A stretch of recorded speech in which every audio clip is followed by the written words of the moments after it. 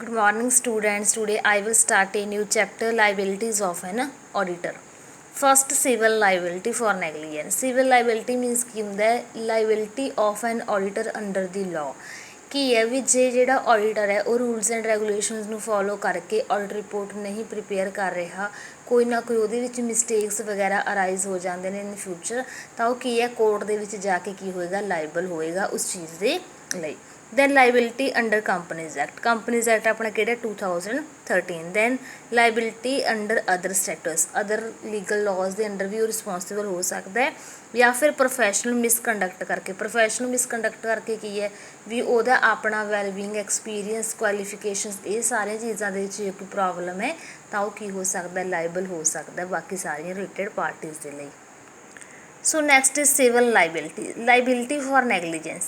The liability of an auditor arises when it is proved that his client has suffered a loss due to his professional negligence. Negligence the meaning ਕੀ ਹੁੰਦਾ ਹੈ?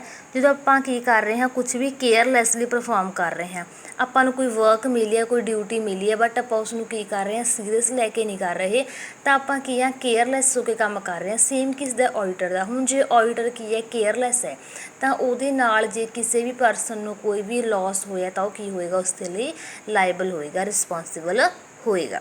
The auditor may be held personally liable if it is proved that he had exercised reasonable care and skill. He must have discovered the discrepancies. ਕੀ ਦੇਖੋ ਉਹ ਕੀ ਸੀਗਾ, able ਸੀ, ਉਹਦੇ ਕੋਲ qualification, experience ਸਭ ਕੁਝ ਸੀ, but ਉਹਦੀ ਆਪਣੀ ਕਿਹਦੇ ਕਰਕੇ ਨੁਕਸਾਨ ਹੋਇਆ, ਕੇਅਰਲੈਸ ਦੀ ਵਜ੍ਹਾ ਕਰਕੇ, ਖੁਦ ਦੀ ਨੈਗਲੀਜੈਂਸ ਕਰਕੇ। then next is legal cases on civil liability. first is case on negligence. ਇਹਦੇ ਵਿੱਚ ਸਿਰਫ ਇੱਕ ਲਾਅ ਦੇ ਥੋੜ੍ਹੇ ਜਿਹੇ ਉਹ ਨੇਗੇ, ਇਹਦੇ ਵਿੱਚ ਕੇਸਿਸ ਵਗੈਰਾ ਨੇ, ਤੁਹਾਨੂੰ ਕਰਨ ਦੀ ਜ਼ਰੂਰਤ ਹੈ ਨਹੀਂ, ਇਹ ਪੁਰਾਣੇ ਕੇਸਿਸ ਨੇ ਲਾਅ ਦੇ ਜਿਹੜੇ ਹੋਏ ਨੇ ਹੁਣ ਤੱਕ। then next is liabilities under companies act. Civil liability under the act. The term officer includes any auditor. Under section 299, the tribunal has powers to summon and examine any officer of the company or person who is known or suspected to have in his possession any property, books or papers of the company, or it is known or suspected to be indebted to the company. Meaning ਕੀ ਹੈ ਵੀ ਕੋਈ ਵੀ person ਹੈ ਜਿਹੜਾ companies act ਦੇ under indebted ਹੈ, ਤਾਂ ਉਹ ਕੰਪਨੀਜ਼ ਐਕਟ ਦੇ ਲਈ ਵੀ ਕੀ ਹੁੰਦਾ, ਰਿਸਪੋਂਸੀਬਲ ਹੁੰਦਾ। ਆਪਾਂ ਇਹ ਨਹੀਂ ਕਹਿ ਸਕਦੇ ਵੀ ਜੇ ਇੱਕ ਕੰਪਨੀ ਦੇ ਵਿੱਚ ਕੋਈ ਐਜ਼ ਐਨ ਆਡੀਟਰ ਵਰਕ ਕਰ ਰਿਹਾ ਹੈ ਜਾਂ ਕੋਈ as a shareholder work ਕਰ ਰਿਹਾ ਤਾਂ ਉਹ ਸਿਰਫ ਉਹਨਾਂ ਰਿਲੇਟਡ ਪਾਰਟੀਜ਼ ਨੂੰ ਹੀ ਰਿਸਪੋਂਸੀਬਲ ਹੈ, ਉਹ ਉਹਨਾਂ ਪਾਰਟੀਜ਼ ਨੂੰ ਹੀ ਨਹੀਂ, ਕੰਪਨੀਜ਼ ਐਕਟ ਦੇ ਜਿੰਨੇ ਵੀ ਬੋਰਡ ਆਫ ਗਵਰਨਰਸ ਨੇ, ਐਗਜ਼ੀਕਿਊਟਿਵ ਡਾਇਰੈਕਟਰਸ ਨੇ, ਉਹਨਾਂ ਸਾਰਿਆਂ ਦੇ ਲਈ ਵੀ ਕੀ ਹੁੰਦਾ, ਉਹ ਰਿਸਪੋਂਸੀਬਲ ਹੁੰਦਾ।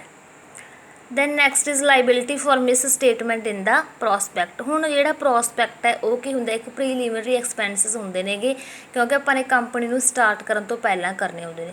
ਹੁਣ ਜੇ ਕੀ ਹੈ ਆਡੀਟਰ ਹੈ, ਆਡੀਟਰ ਨੂੰ ਸਾਰੀ ਇਨਫੋਰਮੇਸ਼ਨ ਪਤਾ ਹੁੰਦਾ ਕਿਉਂਕਿ ਉਸਨੇ ਤਾਂ ਬੁੱਕਸ ਆਫ ਅਕਾਊਂਟਸ ਬਣਾਏ ਨੇ ਜਿਹੜੇ ਉਹਨਾਂ ਨੂੰ ਵੈਰੀਫਾਈ ਕਰਨਾ ਹੁੰਦਾ।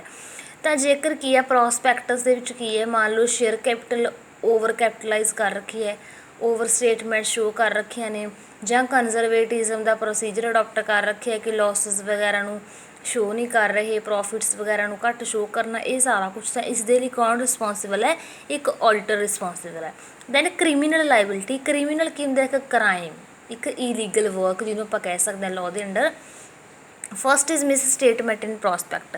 ਜੇ ਕੋਈ ਵੀ material, particular return, report, prospectus, ਕੋਈ ਵੀ ਸਟੇਟਮੈਂਟਸ ਹੈ, ਕੋਈ ਵੀ ਫਾਈਨੈਂਸ਼ੀਅਲ ਸਟੇਟਮੈਂਟਸ ਹੈ ਜਿਸ ਦੀ ਮਟੀਰੀਅਲ ਇਨਫੋਰਮੇਸ਼ਨ ਡੀਫੈਕਟ ਹੈ ਜਾਂ ਡਿਸਕਲੋਜ਼ ਨਹੀਂ ਕੀਤੀ 100%, ਤਾਂ ਉਹ ਕੀ ਹੈ, ਮਿਸ ਸਟੇਟਮੈਂਟ ਹੈ। Then new compliance by auditor with section 143 and 145। Compliance ਕੀ ਹੁੰਦਾ ਹੈ ਵੀ ਅਗਰੀ ਕਰਨਾ, ਜੇਕਰ ਆਡੀਟਰ ਇਹਨਾਂ ਸਾਰੇ ਸੈਕਸ਼ਨਸ ਨਾਲ ਅਗਰੀ ਨਹੀਂ ਕਰ ਰਿਹਾ ਤਾਂ ਵੀ ਉਸ ਕੀ ਹੋਏਗਾ, ਲਾਇਬਲ ਹੋਏਗਾ। Failure to assist investigation. ਆਪਾਂ ਨੂੰ ਪਤਾ ਹੈ ਵੀ ਆਡੀਟਰ ਹੈ, ਆਡੀਟਰ ਦਾ ਵਰਕ ਹੀ ਕੀ ਹੈ, ਇਨਵੈਸਟੀਗੇਸ਼ਨ ਕਰਨਾ। ਜੇ ਉਹ ਪ੍ਰੋਪਰ ਇਨਵੈਸਟੀਗੇਸ਼ਨ ਹੀ ਨਹੀਂ ਕਰ ਰਿਹਾ ਤਾਂ ਉਹ ਪ੍ਰੋਪਰ ਰਿਜ਼ਲਟ ਵੀ ਨਹੀਂ ਦੇ ਸਕਦਾ, ਐਕੂਰੇਟ ਇਨਫੋਰਮੇਸ਼ਨ ਵੀ ਨਹੀਂ ਦੇ ਸਕਦਾ। Failure to assist prosecution of guilty officers on the basis of inspector's report that any person has been guilty of any officer for which he is criminally liable, all officer, other employees as well as auditor of the company shall give assistance to central government in connection with the prosecution. Failure to give such assistance shall be punishable accordingly. Means ਕੀ ਹੈ ਵੀ ਜੇ ਆਪਾਂ ਗੱਲ ਕਰੀਏ auditor ਦੀ, ਤਾਂ auditor ਦੇ ਨਾਲ ਜਿੰਨੇ ਵੀ ਮੈਨੇਜਰਸ ਨੇ, ਬੋਰਡ ਆਫ ਡਾਇਰੈਕਟਰਸ ਨੇ, ਹੁਣ ਜੇ ਆਪਾਂ ਗੱਲ ਕਰੀਏ ਮੈਨੇਜਰ ਦੀ ਅਤੇ ਸ਼ੇਅਰ ਹੋਲਡਰ ਦੀ, ਤਾਂ ਆਪਾਂ ਨੂੰ ਇੰਨਾ ਕੁ ਪਤਾ ਹੋਣਾ ਚਾਹੀਦਾ ਵੀ ਜਿਹੜੇ ਮੈਨੇਜਰਸ ਹੁੰਦੇ ਨੇ ਉਹ ਸ਼ੇਅਰ ਹੋਲਡਰਸ ਦੇ ਅੰਡਰ ਹੁੰਦੇ ਨੇ, ਕਿਉਂਕਿ ਮੈਨੇਜਰ ਸਿਰਫ ਐਜ਼ ਐਨ ਏਜੰਟ ਕੰਮ ਕਰਦੇ ਨੇ, ਜਦ ਕਿ ਸ਼ੇਅਰ ਹੋਲਡਰ ਉਹ ਹੁੰਦੇ ਨੇ ਜਿਨ੍ਹਾਂ ਨੇ ਪੈਸਾ ਆਪਣਾ ਬਿਜ਼ਨਸ ਦੇ ਵਿੱਚ ਲਗਾਇਆ ਹੁੰਦਾ। ਤਾਂ ਆਡੀਟਰ ਦੇ ਨਾਲ ਜਿੰਨੀਆਂ ਵੀ ਰਿਲੇਟਡ ਪਾਰਟੀਜ਼ ਨੇ ਉਹ ਸਾਰੀਆਂ ਕੀ ਨੇ ਵੀ ਜੇ ਕਿਸੇ ਨੂੰ ਕੋਈ ਗਿਲਟੀ ਫੀਲ ਵਗੈਰਾ ਹੋ ਰਿਹਾ ਤਾਂ ਉਸ ਦੇ ਲਈ ਕੀ ਹੋ ਸਕਦਾ ਹੈ, ਲਾਇਬਲ ਹੋ ਸਕਦਾ ਹੈ। Then failure to return proper books ਔਰ ਪੇਪਰਸ ਦਾ ਆਪਾਂ ਨੂੰ ਪਤਾ ਹੀ ਵੀ ਰਿਟਰਨ ਵਗੈਰਾ ਫਿਲ ਆਊਟ ਕਰਨਾ ਐਟ ਟਾਈਮ, ਬੁੱਕਸ ਪੇਪਰਸ ਵਗੈਰਾ ਰਿਕਾਰਡ ਕਰਨੇ। Then penalty for falsification of books, ਵੀ ਜੇ ਕੋਈ ਵੀ ਬੁੱਕ ਦੇ ਵਿੱਚ ਕੀ ਹੈ ਫਾਲਸੀਫਿਕੇਸ਼ਨ ਹੈ ਅਕਾਊਂਟਿੰਗ ਰਿਲੇਟਡ ਤਾਂ ਉਹ ਕੀ ਹੋਏਗਾ, ਲਾਇਬਲ ਹੋਏਗਾ, ਅਤੇ ਪੈਨੈਲਟੀ ਵੀ ਚਾਰਜ ਹੋਏਗੀ ਇੱਕ ਆਡੀਟਰ ਦੇ ਉੱਪਰ। Then prosecution of auditor, prosecution of auditor ਦਾ ਮੀਨਿੰਗ ਕੀ ਹੈ ਵੀ ਜੇ ਟ੍ਰਿਬਿਊਨਲ ਉਸਨੂੰ ਡਿਕਲੇਅਰ ਕਰ ਦਿੰਦਾ ਐਜ਼ ਐਨ ਇਨਸੋਲਵੈਂਟ ਵਗੈਰਾ ਜਾਂ ਫਰੋਡੂਲੈਂਟ ਵਗੈਰਾ ਤਾਂ ਵੀ ਉਹ ਕੀ ਹੋਏਗਾ, ਕੋਰਟ ਦੇ ਵਿੱਚ ਜਾ ਕੇ ਲਾਇਬਲ ਹੋਏਗਾ। Then penalty for deliberate act of commission or omission, ਓਮਿਸ਼ਨ ਕੀ ਹੁੰਦਾ ਜਦੋਂ ਆਪਾਂ ਕਿਸੇ ਚੀਜ਼ ਨੂੰ ਫੁੱਲੀ ਪਾਉਣਾ ਕੀ ਕਰ ਜਾਂਦੇ ਆ, ਓਮਿਟ ਕਰ ਜਾਂਦੇ ਆ। ਦੈਨ ਕਮਿਸ਼ਨ, ਕਮਿਸ਼ਨ ਦਾ ਮੀਨਿੰਗ ਕੀ ਹੁੰਦਾ ਵੀ ਸਪੋਜ਼ ਕਰੋ ਆਪਾਂ ਨੇ ਕੋਈ ਐਂਟਰੀ ਸੀ 1500 ਦੀ, ਬਟ ਆਪਾਂ ਨੂੰ ਉਸਨੂੰ ਸ਼ੋਅ ਕਰ ਦਿੱਤਾ 5100, ਬਾਈ ਮਿਸਟੇਕ ਕਰ ਦਿੱਤਾ, ਤਾਂ ਉਹ ਕੀ ਹੈ ਇੱਕ ਐਰਰ ਆਫ ਕਮਿਸ਼ਨ। ਤਾਂ ਇਸ ਦੇ ਲਈ ਵੀ ਕੀ ਰਿਸਪੋਂਸੀਬਲ ਹੈ, ਆਡੀਟਰ। ਹੁਣ ਆਪਾਂ ਨੂੰ ਪਤਾ ਵੀ ਆਡੀਟਰ ਨੇ ਕਿਉਂ ਕਰਨਾ, ਕੁਛ ਪਾਉਣਾ ਭੁੱਲਣਾ ਜਾਂ ਕੋਈ ਐਰਰ ਆਫ ਕਮਿਸ਼ਨ ਕਰਨਾ, ਕੋਈ ਕੰਪਨਸੇਟਿੰਗ ਐਰਰ ਕਰਨਾ, ਕੋਈ ਐਰਰ ਆਫ ਪ੍ਰਿੰਸੀਪਲ ਕਰਨਾ, ਇਹ ਸਭ ਤੋਂ ਆਡੀਟਰ ਨੇ ਕਰਨਾ ਨਹੀਂ, ਕਿਉਂਕਿ ਉਸਨੇ ਤਾਂ ਸਿਰਫ ਕੀ ਕਰਨਾ, ਵੈਰੀਫਿਕੇਸ਼ਨ ਕਰਨਾ, ਉਸਨੇ ਅਕਾਊਂਟ ਤੋਂ ਕੋਈ ਪ੍ਰੀਪੇਅਰ ਕਰਨਾ ਹੀ ਨਹੀਂ। ਬਟ ਮੇਨ ਗੱਲ ਇੱਥੇ ਆ ਜਾਂਦੀ ਹੈ ਵੀ ਜੇ ਬਣੇ ਬਣਾਏ ਅਕਾਊਂਟਸ ਦੇ ਵਿੱਚ ਦੇਖੋ ਇੱਕ ਤਾਂ ਉਹ ਇਨਵੈਸਟੀਗੇਸ਼ਨ ਕਰ ਰਿਹਾ, ਇਨਵੈਸਟੀਗੇਸ਼ਨ ਪ੍ਰੋਪਰ ਨਹੀਂ ਕਰ ਰਿਹਾ ਤਾਂ ਉਹ ਕੀ ਹੈ, ਰਿਸਪੋਂਸੀਬਲ ਹੋਏਗਾ, ਲਾਇਬਲ ਹੋਵੇਗਾ।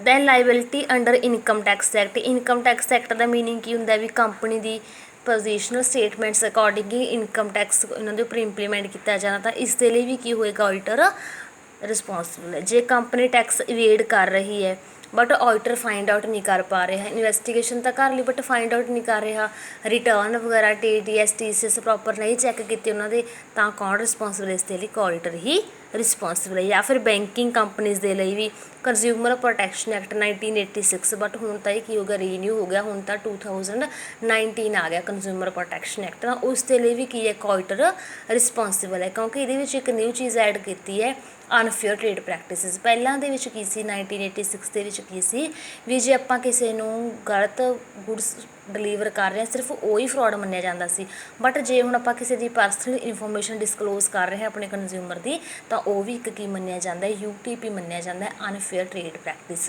ਮੰਨਿਆ ਜਾਂਦਾ ਹੈ। Then contractual liability, contract base 'ਤੇ ਵੀ ਉਹ ਕੀ ਹੋ ਸਕਦਾ, ਲਾਇਬਿਲਿਟੀ ਹੋ ਸਕਦਾ ਹੈ, ਜਾਂ ਫਿਰ ਪ੍ਰੋਫੈਸ਼ਨਲ ਮਿਸਕੰਡਕਟ, ਉਹਦੀ ਆਪਣੀ ਪ੍ਰੋਫੈਸ਼ਨਲ ਕੁਆਲੀਫਿਕੇਸ਼ਨਸ ਵਗੈਰਾ ਕਰਕੇ ਕੋਈ ਮਿਸਬਿਹੇਵ ਵਗੈਰਾ ਕਰਕੇ ਵੀ ਉਹ ਲਾਇਬਲ ਹੋ ਸਕਦਾ ਹੈ। ਦੈਨ ਲਾਇਬਿਲਿਟੀ ਥਰਡ ਪਾਰਟੀਜ਼ ਦੇ ਲਈ ਨੈਗਲੀਜੈਂਸ, ਫਰੋਡ, ਇਹ ਸਿੰਪਲ ਪੁਆਇੰਟਸ ਨੇ ਬਿਲਕੁਲ। Then last point is liability of an honorary auditor. ਜੇ ਆਪਾਂ ਗੱਲ ਕਰੀਏ ਵਰਡ ਹੋਨੋਰੇਰੀ ਦੀ, ਇਹਦੇ ਵਿੱਚ ਕੀ ਹੁੰਦਾ ਹੈ ਵੀ ਜਦੋਂ ਆਪਾਂ ਸਿਰਫ ਕਿਸੇ ਇੱਕ ਪਰਟੀਕੂਲਰ ਟਾਸਕ ਦੇ ਲਈ ਪੁਆਇੰਟ ਕਰਦੇ ਹਾਂ, ਜਿਵੇਂ ਮੰਨ ਲਓ ਕਿਸੇ ਟੀਚਰ ਨੂੰ ਪੁਆਇੰਟ ਕੀਤਾ, ਉਸ ਦਾ ਮੇਨ ਕੰਮ ਕੀ ਹੈ, ਸਿਰਫ ਲੈਕਚਰ ਡਿਲੀਵਰ ਕਰਨਾ, ਜਾਂ ਜੇ ਆਪਾਂ ਕਿਸੇ ਆਰਟਿਸਟ ਨੂੰ ਪੁਆਇੰਟ ਕਰ ਲੈਂਦੇ ਆ ਵੀ ਕੋਈ ਫੇਮਸ ਆਪਾਂ ਨੇ ਉਸ ਤੋਂ ਪਿਕਚਰ ਪੇਂਟ ਕਰਵਾਉਣੀ ਹੈ, ਕ੍ਰੀਏਟ ਕਰਵਾਉਣੀ ਹੈ, ਤਾਂ ਉਹ ਕਿਹੜਾ ਕੰਟਰੈਕਟ ਆ ਜਾਂਦਾ, ਆਪਾਂ ਆਪਣਾ ਹੋਨੋਰੇਰੀ ਆਡੀਟਰ ਆ ਜਾਂਦਾ ਹੈ। ਤਾਂ ਹੋਨੋਰੇਰੀ ਆਡੀਟਰ ਕਿਹੜੇ ਹੁੰਦੇ ਨੇ, ਜਿਹੜੇ ਇੱਕ ਸਪੈਸ਼ਲ ਵਰਕ ਦੇ ਲਈ ਪੁਆਇੰਟ ਕੀਤੇ ਜਾਂਦੇ ਨੇ, ਜੋ ਆਪਣਾ ਇਹ ਸਪੈਸ਼ਲ ਵਰਕ ਕਰਨ ਦੇ ਵਿੱਚ ਵੀ ਫੇਲ ਹੋ ਜਾਂਦੇ ਨੇ, ਫਿਰ ਉਹ ਕੀ ਹੋ ਜਾਣਗੇ, ਲਾਇਬਲ ਹੋ ਜਾਣਗੇ। ਨੈਕਸਟ ਕਲਾਸ ਦੇ ਵਿੱਚ ਆਪਾਂ ਕਰਾਂਗੇ ਨੈਕਸਟ ਚੈਪਟਰ। Thank you.